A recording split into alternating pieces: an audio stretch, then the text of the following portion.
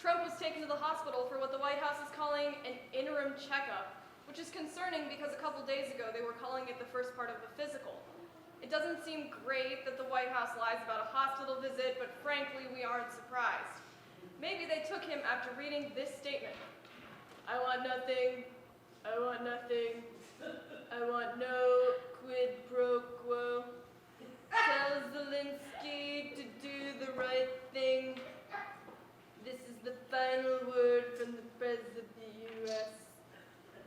Which we sadly know is not true because he's going to be back on Twitter soon enough. Speaking of meaty leaders, Burger King faces a lawsuit after a vegan man claimed that they cooked their meatless burgers on the same grill as the meat-based ones. Personally, as a vegetarian, I don't really care, but if he gets a fair amount of money, I just might. These student loans have to get paid off somehow.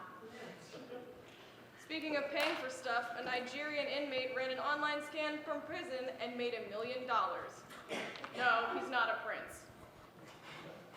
Apparently, Bill Gates has topped Jeff Bezos as the richest man in the world, which to me is like the Pacific and Atlantic Oceans fighting over who has more water.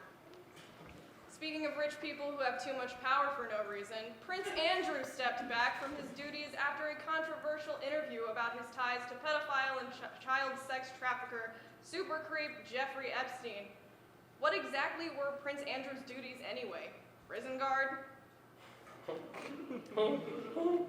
The hosts of the Today Show recently weighed themselves on air. I'm so glad that they're using their influence in the world of news to be informative and life-changing. The universe's strongest explosions have been captured by ground telescopes for the first time. All they had to do was point their scopes at the TVs of animation fans during the release of Disney+. Chick-fil-A has announced their new approach to charity. Some see right through it as a distraction of their homophobic comments throughout the years, and others just flock back to these consumers so they can get their waffle fry fix.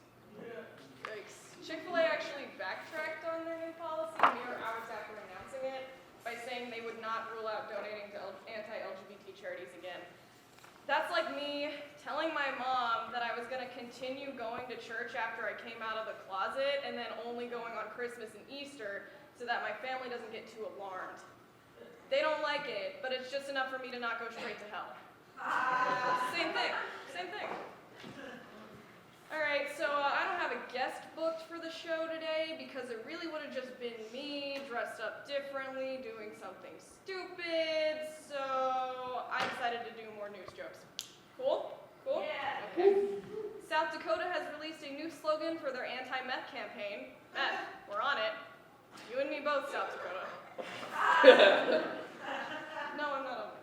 Oh, it's a joke. It's all a joke. None of it's real. Really? A group of wild boar snorted a 17,000 euro stash of cocaine hidden in a forest. The feral hogs have been causing problems for both drug dealers and farmers alike, with farmers protesting against the boar in Rome. When in Rome, protests against cocaine-driven feral hogs, aka SNL cast members in the 70s. All right.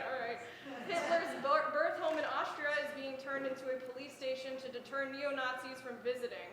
Next on the list of buildings to turn into police stations are Mar-a-Lago and the gas station on 4th Street. The governor of California is cracking down on fracking, which is great.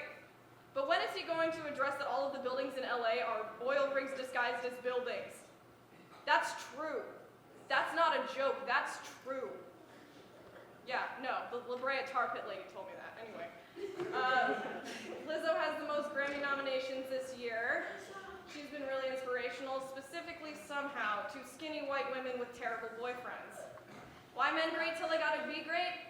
He drives me crazy, but I love him. He killed my fish. Break up with him! Truth Hurts is not about putting up with that. Get your shit together! Anyway, a 22-foot tall statue of Jesus in a church in Mexico has been compared to 80s rock star Phil Collins. I'm not even done telling the joke yet. Church leaders don't see it, saying this version is having another day in paradise. Oh my God, that's all I have. I'm Maria Lubanovic. And I'm Aliyah. And this has been your